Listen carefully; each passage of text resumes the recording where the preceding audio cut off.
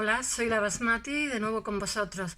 Hoy os voy a hablar de un arquitecto que sigue de moda, se puso de moda en los 70, es un minimalista, se llama Tadao Ando. A mí esto de los nombres japoneses, Japón me parece que debe ser un lugar maravilloso, pero tienen unos nombres. Una vez hubo en España, como sé que hay amigos que son de allí, de fuera de América, un embajador que le tuvieron que cambiar el nombre porque se llamaba de apellido Cagada. Mr. Cagada.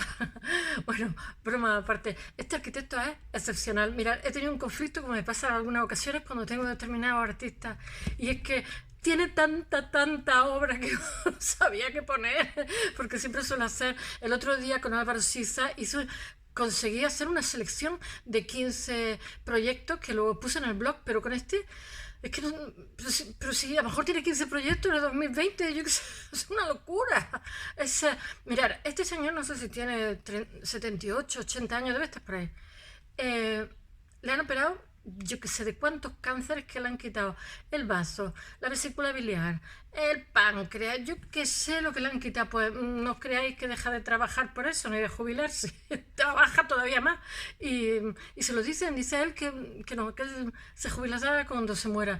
De verdad, estos japoneses son unos monsters trabajando. Bueno, es una persona, tiene una vida de novela totalmente, y ahora la contaré. Os voy a intercalar pequeñas cositas que cuenta, porque normalmente cuando suelo hablar de arquitectos, porque es imposible en un cuarto de hora, incluso en 20 minutos, porque cada vez me demoro más, dar el semblante aproximado de una persona, porque mira, quieres que no, yo discrimino eligiendo obra, entonces vosotros lo que veis es eso, incluso aunque ponga más en el blog, en hacer un semblante en tan poco tiempo no es fácil, pero bueno, es un reto, ¿no? Entonces también quiero, ¿cómo diría yo? Que captéis, más que hacer una lista de proyectos, que ahora hablaré de algunos proyectos, o contaros los premios, o lo laureado que ha sido, o dónde nació, tal. También quiero que sepáis qué cosas dice, porque cuando hablamos, bueno, nos expresamos nuestros sentimientos, nuestra sensibilidad, y eso te aproxima mucho a una persona. Y entonces he escogido unas cuantas frases suyas, espero que os gusten. Entonces voy a hablar de algunas cosas y decir algunas frases, hablar de otras cosas, decir unas frases. Es una persona, mirad, este señor le caracteriza la espiritualidad, es muy espiritual.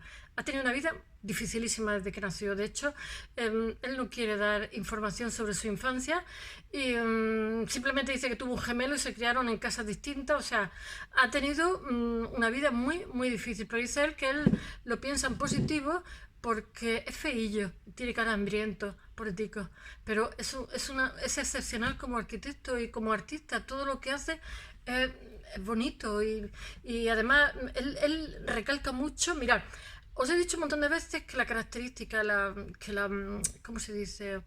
Las vanguardias agotan cuando emerge, creo que lo he dicho demasiadas veces incluso, cuando emerge la fotografía, el cine y tal, le quitan la funcionalidad bueno, al retrato de la novia, etcétera. Entonces les permite a los vanguardistas experimentar, y ellos la agotan. Entonces, a principios del siglo se agotan la pintura, la escultura, etcétera.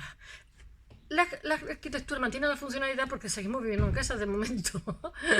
Entonces se agotan determinados soportes. Entonces, los soportes del siglo XX son la luz y el espacio. Y este señor es un representante de la luz y el espacio, porque todos sus proyectos suelen tener distribución espacial y muchísima influencia de la luz. Bueno, fuera preámbulo. Venga, voy a contar algunas cositas. Voy a empezar con una frase que me ha encantado. Dice, porque le dicen que algunas veces un poco infantiloide, es una bestia trabajando, yo no sé. Dice, es mejor ser ingenuo y juvenil. Dice, cuando has madurado, tengo que leerlo, has madurado del todo, dejas de ser capaz de aprender cosas nuevas y de intentar aquellas otras que pueden resultar un fracaso. Como dice uno de mis poemas favoritos, Juventud, de Samuel Ullman, los años pueden arrugar la piel, pero abandonar el entusiasmo arruga el alma. Qué lindo, porque yo también me di cuenta, si estuviera mi maestro aquí me diría que me estoy poniendo fofa de tanto bla, bla, bla, bla, bla. Porque los escultores somos como albañiles, ¿no? Y entonces yo lo que me he dado cuenta siempre que he estado trabajando con ellos es que recuperamos un punto infantil. Nos reímos mucho y cosas así. Incluso yo, hablando de estas cosas, me paso el rato riendo y eso que estoy hablando con un teléfono deben ser los primeros síntomas de Alzheimer o demencia senil. Qué disparates digo. Pero me acuerdo siempre de Sábato, aquí estamos con las direcciones, que decía, Sábato era un escritor del túnel y tal, yo que hice literatura también por eso. y bueno, y él decía que se fue quedando cieguito y le costaba mucho escribir y tal, era muy depresivo, y en realidad era químico, se vino al Instituto Pasteur y escribió el túnel, a partir de ahí se hizo escritor. Ernesto Sábato, y era muy depresivo, y decía, ¿y por qué se ha pasado usted a la pintura? Y pintaba bastante bien, ¿eh? Hay mucho vínculo entre la literatura y la pintura, no sé cuál es, son soportes diferentes, pero es la misma sensibilidad. Bueno, yo creo que todo es lo mismo en cuestiones de arte, y decía, porque de cada 10 amigos escritores, uno está feliz y 9 son depresivos, y de cada 10 amigos pintores, 9 están felices y 1 son depresivos. Y siempre me hizo mucha gracia porque realmente yo creo que el arte en general, incluso hablar de arte, produce como risa, produce como mucha alegría. A mí me da un subidón tremendo. Bueno, ay, Tadeo Ando, que se me está yendo la cabeza, Dios mío. Nace en 1941 en Osaka y se forma vamos a ver, él no es arquitecto, vamos a empezar por ahí.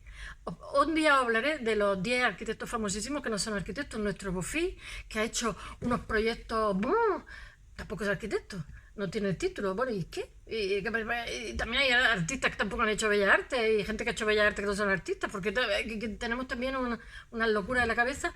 Bueno, y entonces él se forma entre el 62 y el 69 de manera autodidacta. Él es muy pobre y nace, yo digo, muy pobre en Japón. ¿Qué será muy pobre en Japón? Porque viaja por todo el mundo. Si hubiera sido muy pobre en África, me lo creo, ¿no? Pero es muy pobre en Japón y viaja por los 5 continentes. Bueno, pues no sé, es como cuando una vez fui al Concours Lafayette, que es un hotel de 5 estrellas, a pasar una semana a París, y estaba lleno de alumnos de COU de Japón que estaban haciendo su viajecito porque terminaban la secundaria. Digo yo, oh, los alumnos, mi hija cuando terminaba la secundaria hicieron, yo que sé, por aventura o yo que sé, la Disney, pero en plan hotelillo baratillo, no sé.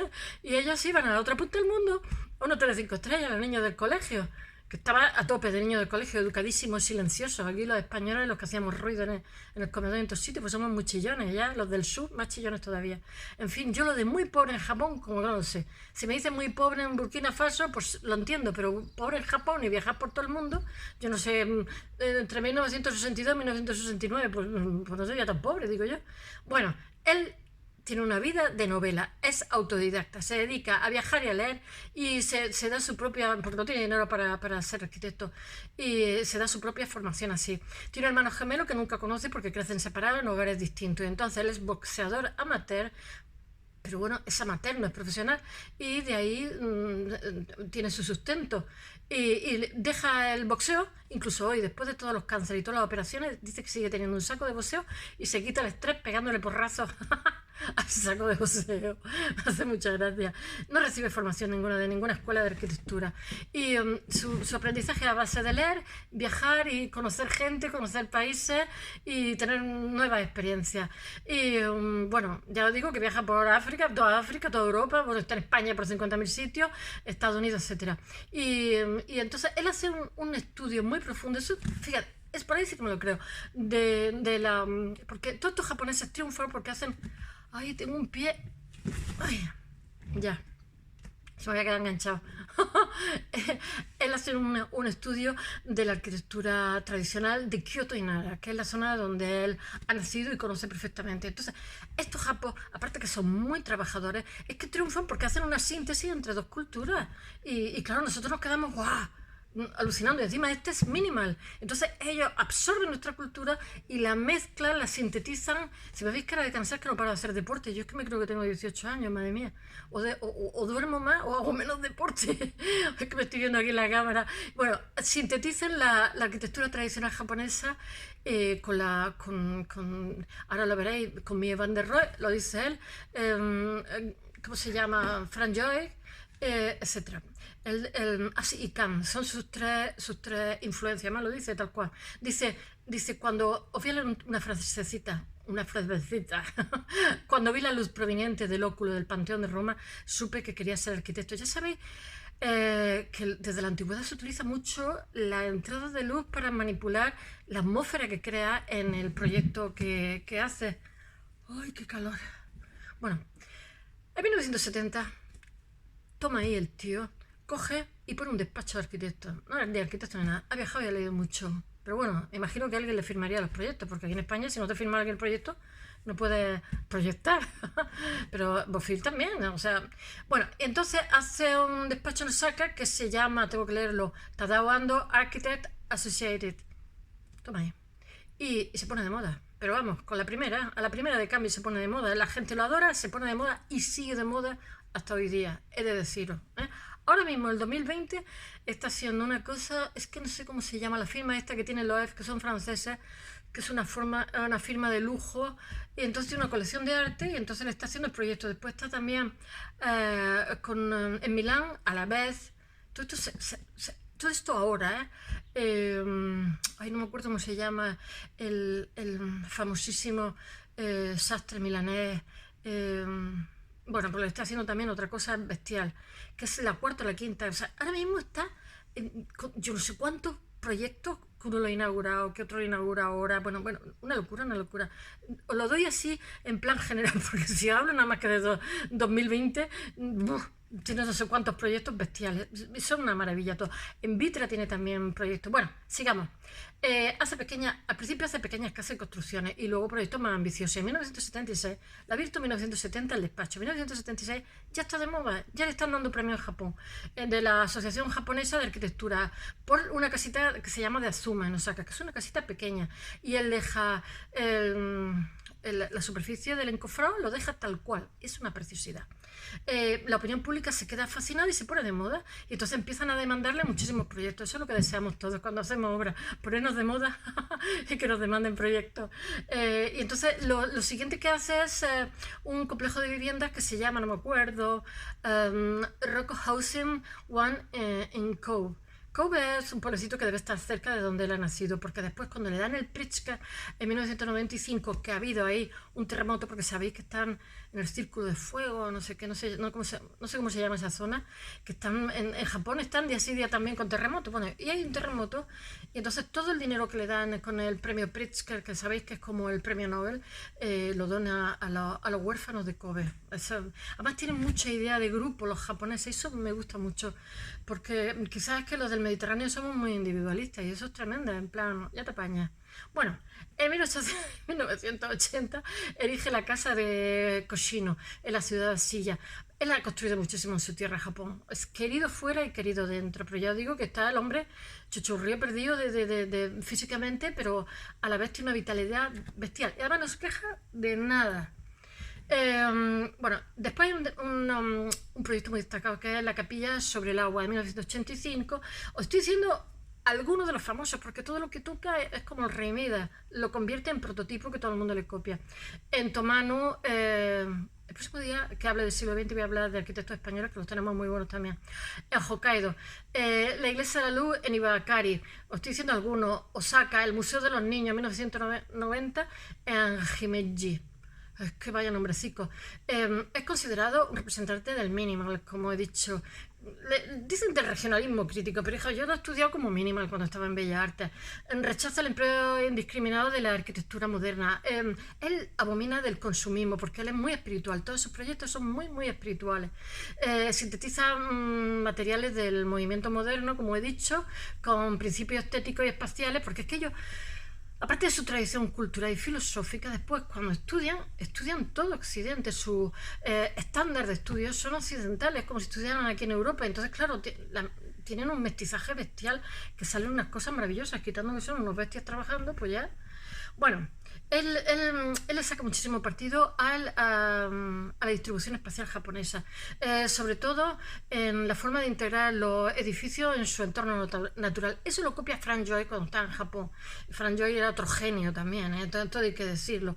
Pero Frank Joy dice, no tiene que haber separación entre el interior y el exterior. Es maravilloso, me parece maravilloso. Este también lo hace. Usa el hormigón liso con la marca de encofrado, como he dicho antes, visible, para crear planos murales que reflejan la luz. Y planos murales tectónicos que sirven como superficie para captar la luz. Ay, es que he comido sandía. Abomina del consumismo de la sociedad actual, pero que es visible en muchas de sus obras, que es visible en muchas obras arquitectónicas. Él dice que no le gusta nada los centros comerciales. Lo que no le impide, aunque él abomine del consumismo, no le impide usar materiales actuales, todo hay que decirlo, que para mí es un poquito de contradicción. No me gustan los centros comerciales. Yo creo que es que como es Japón, no le gustan las chuchinas, pero en Japón también hay muchísimos centros comerciales, pero él utiliza todos los soportes modernos, todos los que puede y más. Es muy amante del vidrio, en fin, amante del cemento. No sé cómo decirlo, tiene muchísima gran sencillez en todo lo que hace. Ya os he dicho que es mínimo, como os acordáis de Mies van der Rohe, less is more, menos es más. Y bueno, le saca muchísima partida a la luz y el agua, porque él le saca partido a la atmósfera, crea una atmósfera de luz, de reflexión, de introspección. Esa es la palabra. Utiliza geometrías que son como el patrón para su distribución espacial. También busca fórmulas para mejorar el caos urbanístico. Ya he dicho que esta gente es muy trabajadora, porque Japón tiene muchísimos problemas de superpoblación, ya lo sabéis. Y eso lo aborda desde una doble vertiente. Una es la crítica y otra es la sensibilidad y la comprensión. Él todo lo aborda con muchísima sensibilidad, por eso se puso de moda y no ha dejado de estar de moda. Contrariamente al estilo a la forma de construcción japonesa, de tradición japonesa, crea espacios interiores cerrados y no abiertos. Os voy a leer una cosa, dice, creo espacios interiores cerrados y no abiertos, utilizo paredes para definir los límites de estos espacios y lo hago basándome en criterios humanos, de forma que las personas perciban estos espacios como apropiados y cómodos. Con las paredes rompo también monotonía habitual de, por ejemplo, los edificios comerciales. Finalmente, las paredes separan el exterior frecuentemente ruidoso y caótico del interior, que está diseñado como remanso de tranquilidad aislado de los demás. Bueno, he de deciros que tiene la medalla de oro de la Academia Francesa de Arquitectura, el premio Imperiale de 1996, el premio Kyoto, el Carlsberg y bueno, el Pritzker, tiene muchísimos más. Ha sido profesor en la Columbia, en Tokio, en Yale y bueno, él quiere construcciones geométricas simples, con el uso de la luz y materiales para trascender. Dice, pienso que la arquitectura se torna interesante cuando se muestra en este doble carácter, la máxima simplicidad, yo he dicho que es minimal, y a la vez toda la complejidad que pueda adoptársele. Hace mucho énfasis en la naturaleza dentro de las construcciones para dejar fuera el caos de la ciudad y crear un espacio de meditación, serenidad. He dicho que busca la introspección, además lo dice. Su filosofía es el espacio como fuente de inspiración y logra plasmar esto en sus construcciones. Él dice que todas las religiones tienen una base común de espiritualidad y lo que intenta expresar es la espiritualidad desde un punto de vista arquitectónico, por eso triunfa. Su arquitectura no distrae a la hora de la meditación, sino contribuye a la introspección, crea un diálogo entre el usuario y el arquitecto. Bueno, y él usa las texturas mucho, pues es muy japonés, y crea una articulación confusa de la función en el espacio. Busca destacar las texturas para lograr interactuar con los elementos naturales, como he dicho, la luz y el viento. Y el cielo juega un papel muy importante en sus proyectos. Pues hay muchísimos espacios abiertos o huecos abiertos en el techo. Y hace que, ¿cómo se dice?, interactúe con el interior y se convierta en un referente. Hay una síntesis, como he dicho, de la arquitectura tradicional, la cultura y la filosofía japonesa. Sus influencias, como he dicho, son Le Corbusier, Louis Kahn y Mies van der Rohe. Bueno, os leo lo último que dice, me interesa el diálogo con la arquitectura del pasado, pero debe ser filtrado por mi propia visión y experiencia. Estoy en deuda con Le Corbusier, Mies van der Rohe, pero al mismo tiempo tomo lo que ellos hicieron y lo interpreto a mi manera.